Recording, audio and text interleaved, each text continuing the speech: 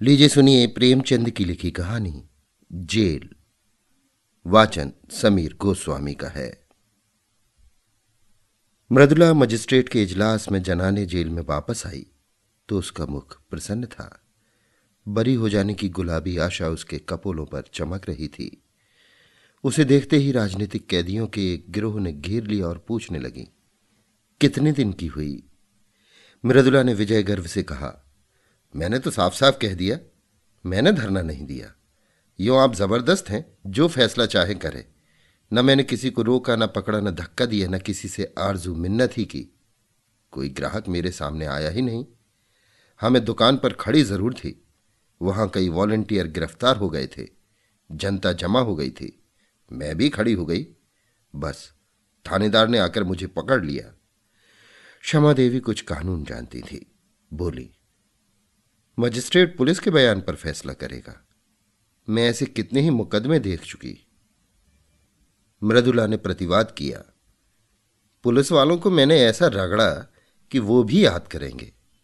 मैं मुकदमे की कार्रवाई में भाग न लेना चाहती थी, लेकिन जब मैंने उनके गवाहों को सरासर झूठ बोलते देखा तो मुझसे जब्त न हो सका। मैंने उनसे जिरह करनी शुरू की। मैंने भी इतने दिनों घास नहीं खोदी है, थोड़ा सा कानून जानती हूं। पुलिस ने समझा होगा ये कुछ बोलेगी तो है नहीं, हम जो बयान चाहेंगे देंगे। जब मैंने जिरह शुरू की तो सब बगलें झांकने लगे।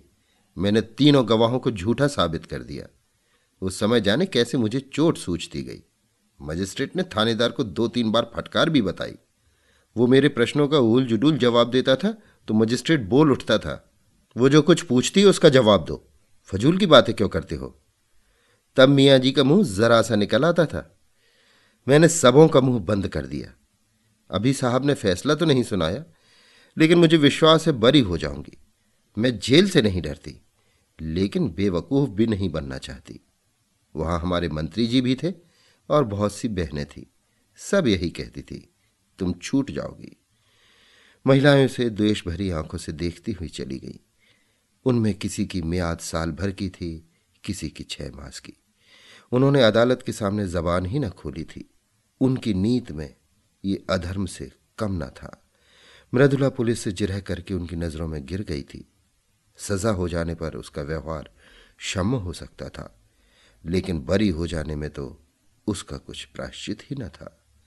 दूर जाकर एक देवी ने कहा, इस तरह तो हम लोग भी छूट जाते। हमें तो ये दिखाना है नौकरशाही से हमें न्याय की कोई आशा ही नहीं। दूसरी महिला बोली, ये तो क्षमा मांग लेने के बराबर है।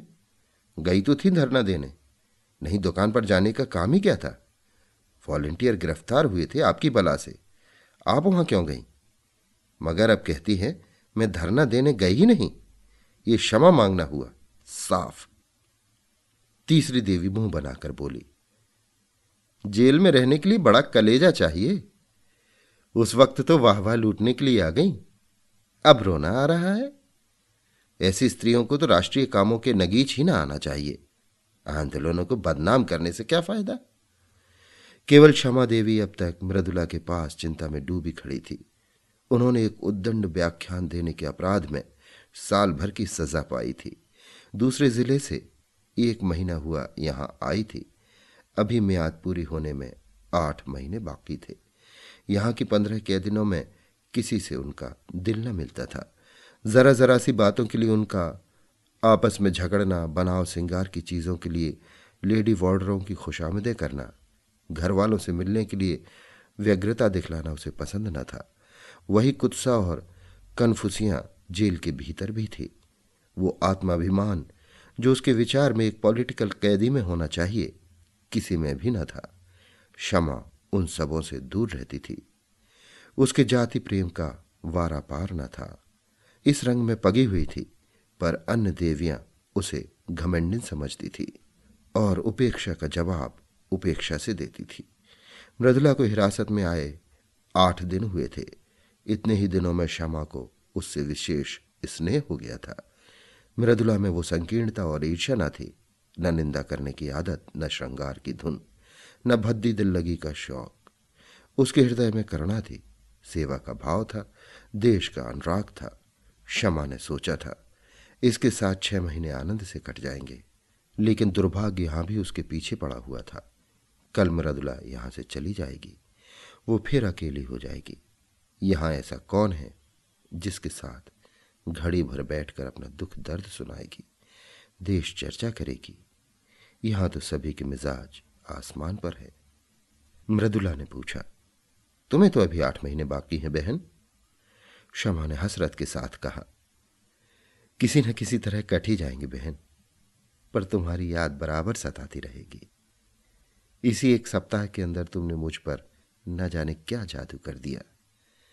जब से तुम आई हो मुझे जेल जेल न मालूम होता था। कभी कभी मिलती रहना। मृदुला ने देखा शमा की आंखें डबडबाई हुई थी। ढांढस देती हुई बोली, जरूर मिलूंगी दीदी, मुझसे तो खुद न रहा जाएगा। भान को भी लाऊंगी, कहूंगी चल तेरी मौसी आई है, तुझे बुला रही है। दौड़ा हुआ आएगा। अब तुमसे आज कहती हूं बहन, मुझे यहां किसी की याद थी तो भान की। बेचारा रोया करता होगा, मुझे देखकर रूठ जाएगा। तुम कहां चली गई, मुझे छोड़कर क्यों चली गई? जाओ, मैं तुमसे नहीं बोलता, तुम मेरे घर से निकल जाओ। बड़ा शैतान है बहन, क्षण भर निचला नहीं बैठता। सवेरे उठते ही गाता है, झन्ना उतर लय अमाला, छोलाज का मंदिल देल में है। जब एक झंडी कंधे पर रख कहता है, ताली छला पीनी हलाम है, तो देखते ही बनता है। बाप को तो कहता है तुम गुलाम हो। वो एक अंग्रेजी कंपनी में है, बार बार इस्तीफा करने का विचार करके रह जाते हैं, लेकिन गुजर बसर के लिए कोई उद्यम करना ही पड़ेगा। कैसे छोड़े? वो तो छोड़ बैठे होते। तुमसे सच कहती हूँ, गुलामी से उन्हें घृणा है, लेकिन मैं ही समझाती रहती हूँ। बेचारे कैसे दफ्तर जाते होंगे, कैसे भान को संभालते होंगे। सास जी के पास तो रहता ही नहीं। वही बेचारी बूढ़ी उसके साथ कहाँ कहाँ तक दौड़े। चाहती हैं कि मेरी गोद में दबक कर बैठा रहे, और भान को गोद से चिढ़ है। अम्मा मुझ पर बहुत बिगड़ेंगी, बस यही डर लग रहा है। मुझे देखने एक बार भी नहीं आई। कल अदालत में बाबूजी मुझसे कहते थे, तुमसे बहुत खफा हैं।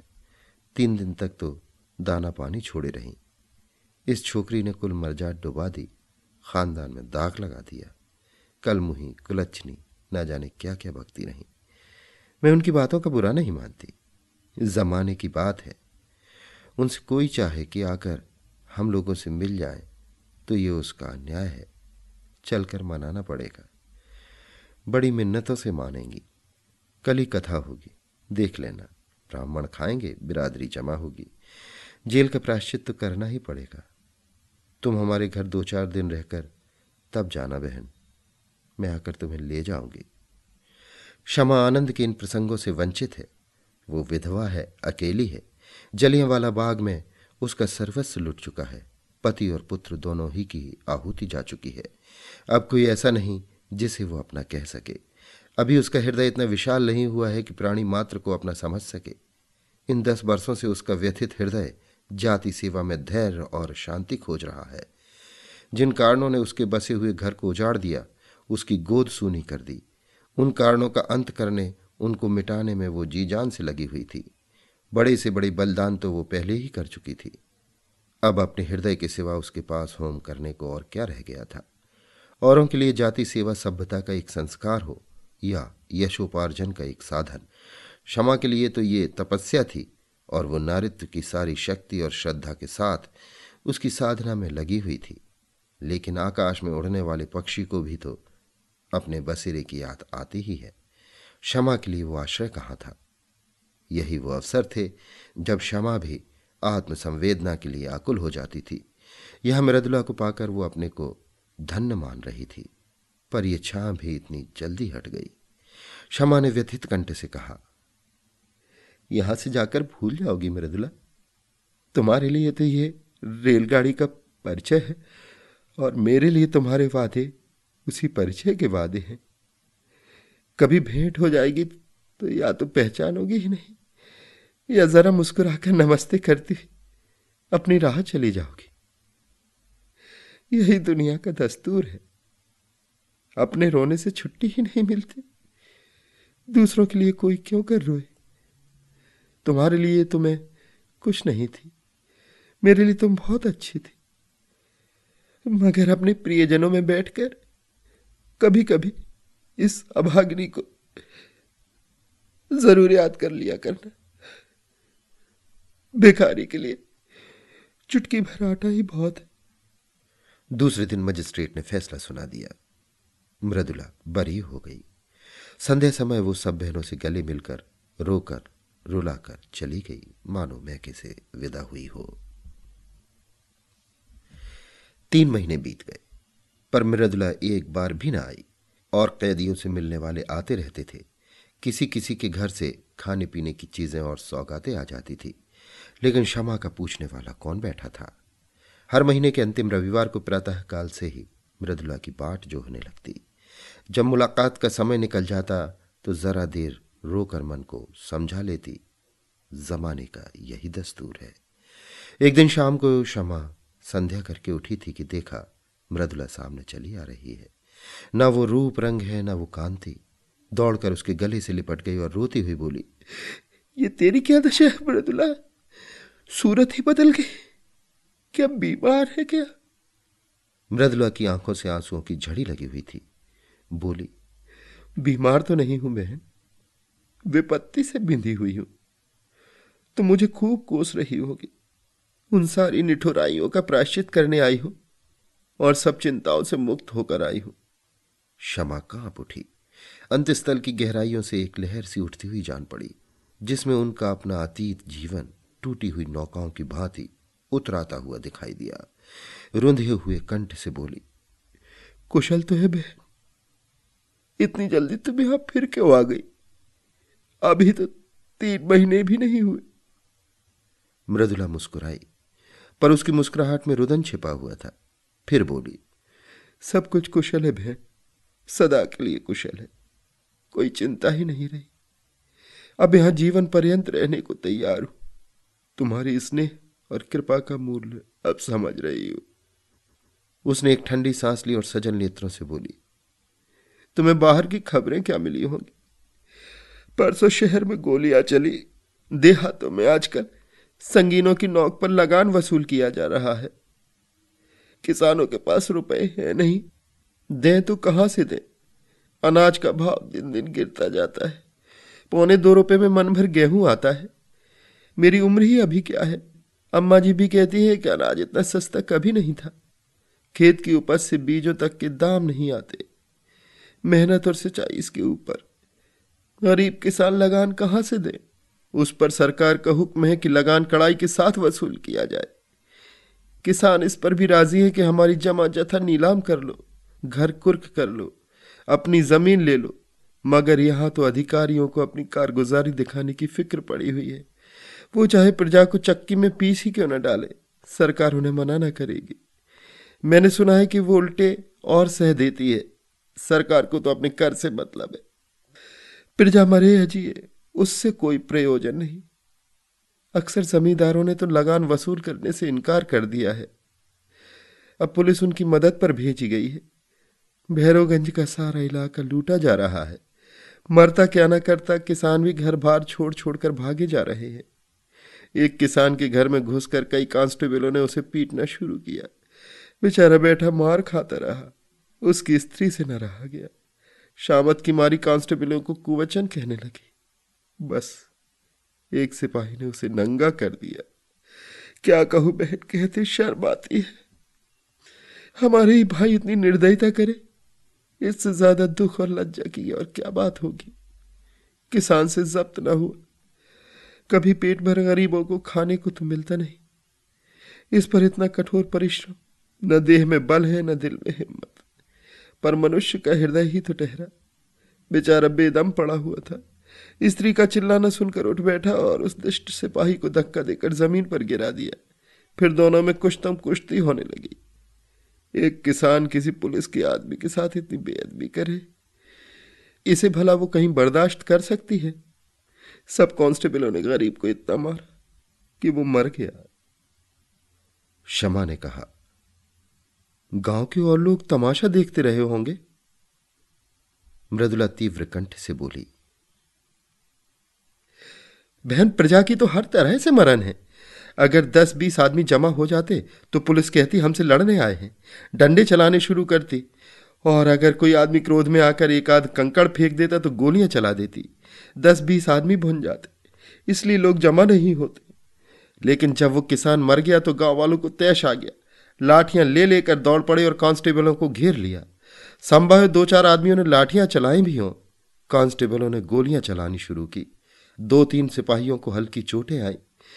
उसके बदले में 12 आदमियों की जानें ले ली गई और कितनों ही के अंग भंग कर दिए गए। इन छोटे छोटे आदमियों को इसलिए तो इतने अधिकार दिए गए हैं कि उनका दुरुपयोग करें। आधे गांव का कत्लेआम करके पुलिस विजय के नगाड़े बजाती हुई लौट गई। गांव वालों की फरियाद कौन सुनता? गरीब है, बेकस है, अपंग है, जितने आदमियों को चाहूं मार डालो। अदालत और हाकिमों से तो उन्होंने न्याय की आशा करना ही छोड़ दिया। आखिर सरकार ही ने तो कांस्टेबलों को ये मुहिम सर करने के लिए भेजा है। वो किसानों की फरियाद क्यों सुनने लगी? मगर आदमी का दिल फरियाद किए बगैर नहीं मानता। गांव वालों ने अपने शहर के भाइयों से फरियाद करने का निश्चय किया। जनता और कुछ नहीं कर सकती, हमदर्दी तो करती है। दुख कथा सुनकर आंसू तो बहाती है। दुखियारों को हमदर्दी के आंसू भी कम प्यारे नहीं होते। मगर आसपास के गांवों के लोग जमा होकर उनके साथ रो लेते तो गरीबों के आंसू पोंछ जाते। किंतु पुलिस ने उन गांवों की नाकेबंदी कर रखी थी। चारों सीमाओं पर पहरे बिठा दिए गए थे। ये घाव पर नमक था, मारते भी और रोने भी नहीं देते। आखिर लोगों ने लाशें उठाई और शहर वालों को अपनी विपत्ति की कथा सुनाने चले। इस हंगामे की खबर पहले ही शहर में पहुंच गई थी। इन लाशों को देखकर जनता उत्तेजित हो गई और जब पुलिस के अध्यक्ष ने इन लाशों का जुलूस निकालने की अनुमति न दी तो लोग और भी झल्लाए। बहुत बड़ा जमाव हो गया। मेरे बाबूजी भी इसी दल में थे और मैंने उन्हें रोका, मत जाओ, आज का रंग अच्छा नहीं है।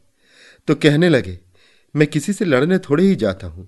जब सरकार की आज्ञा के विरुद्ध जनाजा चला तो 50,000 आदमी साथ थे। उधर 500 सशस्त्र पुलिस रास्ते रोके खड़ी थी। सवार, प्यादे, सार्जेंट, पूरी फौज थी। हम निहत्थों के सामने नामर्दों को तलवारें चमकाते और झंकारते शर्म भी नहीं आती। जब बार बार पुलिस की धमकियों पर भी लोग न भागे तो गोलियां चलाने का हुक्म हो गया। घंटे भर बराबर फैर होते रहे। पूरे घंटे भर तक कितने मरे, कितने घायल हुए, कौन जानता है। मेरा मकान सड़क पर है। मैं छज्जे पर खड़ी दोनों हाथों से दिल थामे कांपती रही। पहली बार चलते ही भगदड़ पड़ गई। हजारों आदमी बदहवास भागे चले आ रहे थे। बहन, वो दृश्य अभी तक मेरी आंखों के सामने है। कितना भीषण, कितना रोमांचकारी और कितना लज्जास्पद। ऐसा जान पड़ता था कि लोगों के प्राण आंखों से निकले पड़ते हैं। मगर इन भागने वालों के पीछे वीर व्रतधारियों का दल था जो पर्वत की भांति अटल खड़ा छातियों पर गोलियां खा रहा था और पीछे हटने का नाम न लेता था। बंदूक की आवाजें साफ सुनाई देती थी और हर एक धाएं धाएं के बाद हजारों गलों से जय की गहरी गगन भेदी ध्वनि निकलती थी। उस ध्वनि में कितनी उत्तेजना थी, कितना आकर्षण, कितना उन्माद। बस यही जी चाहता था कि जाकर गोलियों के सामने खड़ी हो जाऊं और हंसते हंसते मर जाऊं। उस समय ऐसा भान होता था कि मर जाना कोई खेल है। अम्मा जी कमरे में भान को लिए मुझे बार बार भीतर बुला रही थी। जब मैं न गई तो वो भान को लिए हुए छज्जे पर आ गई। उसी वक्त 10-12 आदमी एक स्ट्रेचर पर हृदय की लाश लिए हुए द्वार पर आए। अम्मा की उन पर नजर पड़ी, समझ गई। मुझे तो सख्त ऐसा हो गया। अम्मा ने जाकर एक बार बेटे को देखा, उसे छाती से लगाया, चूमा, आशीर्वाद दिया और उन्मत्त दशा में चौरास्ते की तरफ चली जहां से अब भी धाएं और जय की ध्वनि बारी बारी से आ रही थी। मैं हतबुद्धि सी खड़ी, कभी स्वामी की लाश को देखती थी, कभी अम्मा को। न कुछ बोली, न जगह से हिली, न रोई, न घबराई। मुझ में जैसे स्पंदन ही न था। चेतना जैसे लुप्त हो गई थी। क्षमा, तो क्या अम्मा भी गोलियों के स्थान पर पहुंच गई? मृदुला: हां, यही तो विचित्रता है बहन। बंदूक की आवाजें सुनकर कानों पर हाथ रख लेती थी, खून देखकर मूर्छित हो जाती थी। वही अम्मा वीर सत्याग्रहियों की सफों को चीरती हुई सामने खड़ी हो गई और एक ही क्षण में उनकी लाश भी जमीन पर गिर पड़ी। उनके गिरते ही योद्धाओं का धैर्य टूट गया, व्रत का बंधन टूट गया। सभी के सिरों पर खून सा सवार हो गया। निहत्थे थे, अशक्त थे, पर हर एक अपने अंदर अपार शक्ति का अनुभव कर रहा था। पुलिस पर धावा कर दिया। सिपाहियों ने इस बाढ़ को आते देखा तो होश जाते रहे, जाने लेकर भागे, मगर भागते हुए भी गोलियां चलाते जाते थे। भान छज्जे पर खड़ा था, न जाने किधर से एक गोली आकर उसकी छाती में लगी। मेरा लाल वहीं गिर पड़ा, सांस तक न ली, मगर मेरी आंखों में अब भी आंसू न थे। मैंने प्यारे भान को गोद में उठा लिया। उसकी छाती से खून के फव्वारे निकल रहे थे। मैंने उसे जो दूध पिलाया था उसे वो खून से अदा कर रहा था। उसके खून से तर कपड़े पहने हुए मुझे वो नशा हो रहा था जो शायद उसके विवाह में गुलाब से तर रेशमी कपड़े पहनकर भी ना होता। लड़कपन, जवानी और मौत, तीनों मंजिलें एक ही हिचकी में समाप्त हो गई।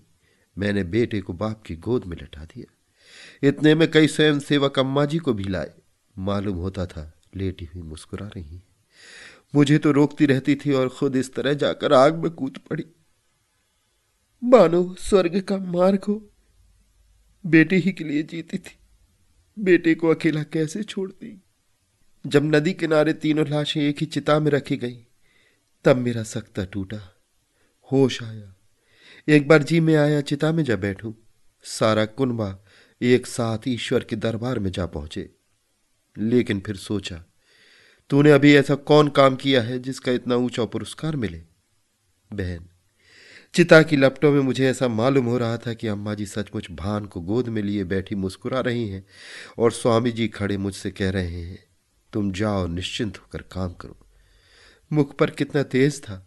रक्त और अग्नि ही में तो देवता बसते हैं। मैंने सिर उठाकर देखा। नदी के किनारे न जाने कितनी चिताएं जल रही थी। दूर से वो चितावली ऐसी मालूम होती थी मानो देवता ने भारत का भाग्य गढ़ने के लिए भट्टियां जलाई हों।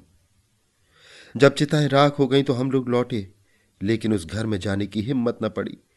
मेरे लिए अब वो घर घर न था। मेरा घर तो अब ये है जहां बैठी हूं, या फिर वही चिता। मैंने घर का द्वार भी नहीं खोला। महिला आश्रम में चली गई। कल की गोलियों में कांग्रेस कमेटी का सफाया हो गया था। ये संस्था बागी बना डाली गई थी। उसके दफ्तर पर पुलिस ने छापा मारा और उस पर अपना ताला डाल दिया। महिला आश्रम पर भी हमला हुआ, उस पर अपना ताला डाल दिया गया। हमने एक वृक्ष की छाह में अपना नया दफ्तर बनाया और स्वच्छंदता के साथ काम करते रहे। यहां दीवारें हमें कैद न कर सकती थी। हम भी वायु के समान मुक्त थे। संध्या समय हमने एक जुलूस निकालने का फैसला किया। कल के रक्तपात की स्मृति, हर्ष और मुबारकबाद में जुलूस निकालना आवश्यक था। लोग कहते हैं जुलूस निकालने से क्या होता है? इससे यह सिद्ध होता है कि हम जीवित हैं, अटल हैं और मैदान से हटे नहीं हैं। हमें अपने हार न मानने वाले आत्माभिमान का प्रमाण देना था। हमें यह दिखाना था कि हम गोलियों और अत्याचार से भयभीत होकर अपने लक्ष्य से हटने वाले नहीं, और हम उस व्यवस्था का अंत करके रहेंगे जिसका आधार स्वार्थपरता और खून पर है। उधर पुलिस ने भी जुलूस को रोककर अपनी शक्ति और विजय का प्रमाण देना आवश्यक समझा। शायद जनता को धोखा हो गया हो कि कल की दुर्घटना ने नौकरशाही का नैतिक ज्ञान जागृत कर दिया है। इस धोखे को दूर करना उसने अपना कर्तव्य समझा। वो ये दिखा देना चाहती थी कि हम तुम्हारे ऊपर शासन करने आए हैं और शासन करेंगे। तुम्हारी खुशी या नाराजगी की हमें कोई परवाह नहीं है। जुलूस निकालने की मनाही हो गई। जनता को चेतावनी दे दी गई कि खबरदार जुलूस में ना आना, नहीं दुर्गति होगी। इसका जनता ने वो जवाब दिया जिसने अधिकारियों की आंखें खोल दी होंगी। संध्या समय 50,000 आदमी जमा हो गए। आज का नेतृत्व मुझे सौंपा गया था। मैं अपने हृदय में एक विचित्र बल और उत्साह का अनुभव कर रही थी। एक अबला स्त्री जिसे संसार का कुछ ज्ञान नहीं, जिसने कभी घर से बाहर पांव नहीं निकाला, आज अपने प्यारों के उत्सर्ग की बदौलत उस महान पद पर पहुंच गई थी जो बड़े बड़े अफसरों को भी, बड़े से बड़े महाराजा को भी प्राप्त नहीं। मैं इस समय जनता के हृदय पर राज कर रही थी। पुलिस अधिकारियों की इसलिए गुलामी करती है कि उसे वेतन मिलता है। पेट की गुलामी उससे सब कुछ करवा लेती है। महाराजा का हुक्म लोग इसलिए मानते हैं कि उससे उपकार की आशा या हानि का भय होता है। ये अपार जनसमूह क्या मुझसे किसी फायदे की आशा रखता था? उसे मुझसे किसी हानि का भय था? कदापि नहीं। फिर भी वो कड़े से कड़े हुक्म मानने के लिए तैयार था, इसलिए कि जनता मेरे बलिदानों का आदर करती थी, इसलिए कि उनके दिलों में स्वाधीनता की जो तड़प थी, गुलामी की जंजीरों को तोड़ देने की जो बेचैनी थी, मैं उस तड़प और बेचैनी की सजीव मूर्ति समझी जा रही थी। निश्चित समय पर जुलूस ने प्रस्थान किया। उसी वक्त पुलिस ने मेरी गिरफ्तारी का वारंट दिखाया। वारंट देखते ही तुम्हारी याद आई। पहले तुम्हें मेरी जरूरत थी, अब मुझे तुम्हारी जरूरत है। उस वक्त तुम मेरी हमदर्दी की भूखी थी, अब मैं सहानुभूति की भिक्षा मांग रही हूं। मगर मुझ में अब लेश मात्र भी दुर्बलता नहीं है। मैं चिंताओं से मुक्त हूं। मजिस्ट्रेट जो कठोर से कठोर दंड प्रदान करे, उसका स्वागत करूंगी। अब मैं पुलिस के किसी आक्षेप या असत्य आरोपण का प्रतिवाद न करूंगी, क्योंकि मैं जानती हूं मैं जेल के बाहर रहकर जो कुछ कर सकती हूं, जेल के अंदर रहकर उससे कहीं ज्यादा कर सकती हूं।